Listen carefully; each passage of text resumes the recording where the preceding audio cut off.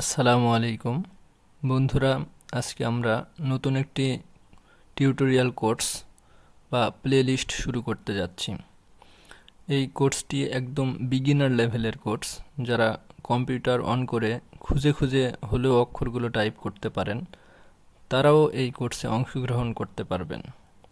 এই কোর্সে আমরা ওয়েবসাইট ডিজাইন, ডেভেলপমেন্ট বা ওয়েবসাইট তৈরি করা শিখব এবং প্রাথমিক পর্যায়ে মেন কনসেপ্টগুলো শেখার পরে আমরা হাতে কলমে একটি প্রজেক্ট বা একটি ওয়েবসাইট তৈরি করব।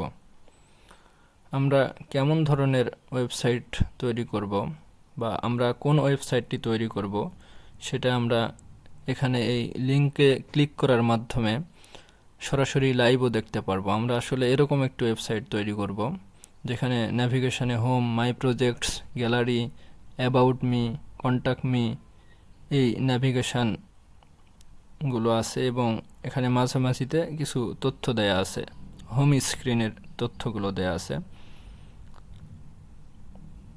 ডান পাশে নিচের দিকে এখানে কপিরাইট লেখাটা আছে এবং বাম পাশে সোশিয়াল আইকনগুলো আছে, যেখানে ক্লিক করলে সোশিয়াল ওয়েবসাইটগুলো ওপেন হবে এবং যেখানে এই ওয়েবসাইট সম্পর্কিত তথ্য পাওয়া যাবে।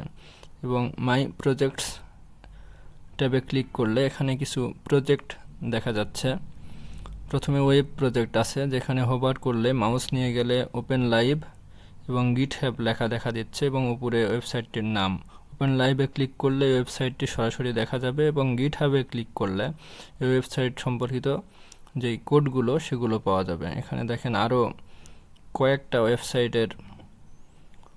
ওয়েবসাইট প্রজেক্টসের তথ্য দেয়া আছে, ছবি এবং বাম পাশে দেখেন এখানে সোশিয়াল আইকনগুলো আছে এবং ডান পাশে এখানে কপিরাইট লেখাটা আছে। এই লেখাগুলো এই পেজটাতে উপরে থেকে নিচের দিকে আছে এবং নিচে ওয়েব প্রজেক্টের নিচে কিছু ডিজাইন প্রজেক্টস আছে, যেখানে এক সারিতে 3টে করে প্রজেক্টস আছে। এবং পরে গ্যালারি ট্যাবে দেখেন কুরআন গ্যালারি, এখানে কয়েকটা ছবি আছে, কোরআনের আয়াতের ইংরেজি অর্থ সমৃদ্ধ ছবি এবং যেগুলো এক সারিতে 3টে করে সাজানো আছে। এবং নিচের দিকে হাদিস গ্যালারিতেও 6টা ছবি আছে এবং যেগুলো পরপর এক সারিতে 3টে করে ছবি 2 সারিতে সাজানো আছে। এবং অ্যাবাউট মি ট্যাবে ক্লিক করলে এখানে দেখেন প্রথমে উপর দিকে একটা ব্যাকগ্রাউন্ড ইমেজ আছে এবং নিচে তথ্যগুলো পরপর উপরে থেকে নিচের দিকে সাজানো আছে। এবং তথ্যগুলো দেখেন কিছু তথ্য দেয়া আছে এই ওয়েবসাইটের সম্পর্কিত তথ্য। এবং বাম পাশে সোশিয়াল আইকনগুলো দেখেন, এখানেও উপরে থেকে নিচের দিকে সাজানো আছে এবং কপিরাইট লেখাটাও উপরে থেকে নিচের দিকে আছে। এবং কন্ট্যাক্ট মি ট্যাবে ক্লিক করলে এখানে দেখেন কন্ট্যাক্ট করার অপশান আছে। প্রথমে ইমেল অ্যাড্রেস বাম পাশে এবং ডান পাশে মেসেঞ্জারের অর্থাৎ ফেসবুকের অ্যাকাউন্টের লিঙ্ক। এখানে সোশিয়াল আইকনগুলো দেখেন একবারে লেখার কাছাকাছি উপরে এসে আছে এবং নিচে কপিরাইট লেখাটা। আমরা বড় স্ক্রিনে ওয়েবসাইটটা এরকম দেখলাম। যদি স্ক্রিন ছোট হয় তাহলে ওয়েবসাইটটা কেমন হবে আমরা দেখছি।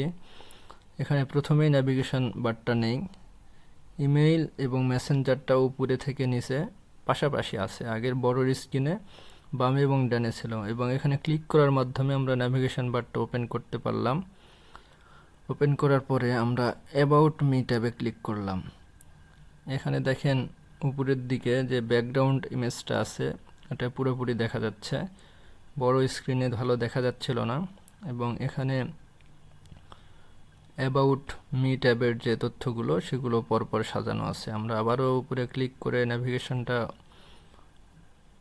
ওপেন করে গ্যালারিতে ক্লিক করছি এবং এখানে যে গ্যালারিতে যে ছবিগুলো পরপর বাম থেকে ডানে 3টে করে সাজানো ছিল, যেহেতু এটা ছোট স্ক্রিন সেক্ষেত্রে 3টে করে সাজানো থাকলে তো ভালো দেখা যাবে না, অনেক ছোট হয়ে যাবে, তাই পরপর উপরে থেকে নিচের দিকে সাজানো আছে।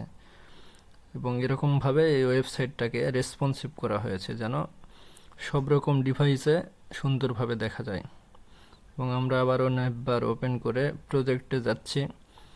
প্রজেক্টেও দেখেন যে এখানে প্রত্যেকটা প্রজেক্ট উপরে থেকে নিচে পরপর সাজানো আছে, বাম থেকে ডানে সাজানো নাই। 3টা করে সাজানো থাকলে তো অনেক ছোট হয়ে যাবে এবং ভালো দেখা যাবে না। এবং হোম পেজে যদি আসি, হোম পেজটা প্রায় বড় স্ক্রিনের মতোই।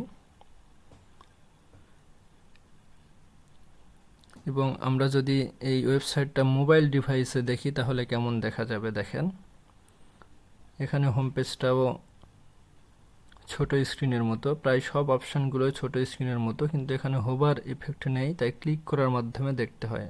আমরা যদি মাই প্রজেক্টসে ওপেন করি তাহলে আমরা ছোট স্ক্রিনে দেখেছিলাম যে হোভার করলেই অপশানগুলো দেখা যেত, কিন্তু এখানে উপরে ক্লিক করার মাধ্যমে অপশানগুলো আসছে। ওপেন লাইভ এবং গিটহাব, যেটা উপরে ক্লিক করলে এই অপশানগুলো নিচের দিক থেকে উঠে আসবে।